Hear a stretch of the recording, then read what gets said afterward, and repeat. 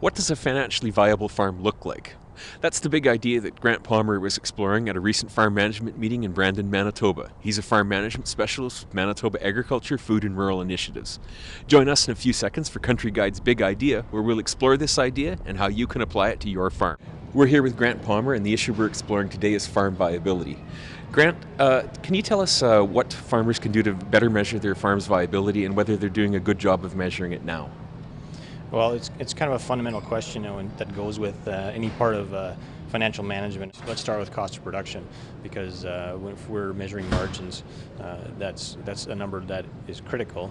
Finding the number for revenue is quite simple. It comes off a grain ticket or an auction mart ticket, but pinning down a cost of production, certainly in a farm that has mixed enterprise, say grain and beef, properly allocating them can be difficult, and knowing where those margins are and where those margins come from really require a quite an in-depth study of the cost figures. What do you mean by a level of viability? Can you explain that a little bit more clearly? Well, I think viability it'll be defined by each person individually, and kind of the three examples I like to talk about are, we have a business that is it's covering expenses, it's providing some income, and it's paying the bills, and it's kind of a steady as she goes, even keel.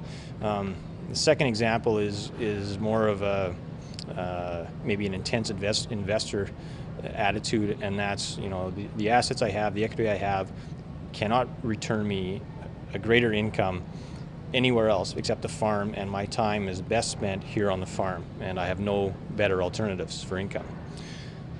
The third measurement might be, the farm can keep operating if it's subsidized by our labor, by depreciating assets, and not requiring any investment return, and we can keep the farm open that way. For Country Guide's Big Idea, I'm Gord Gilmore reporting from Brandon, Manitoba. For more on the best in strategic business thinking, look to the next issue of Country Guide magazine or visit our website for more information on the interview with Grant Palmer.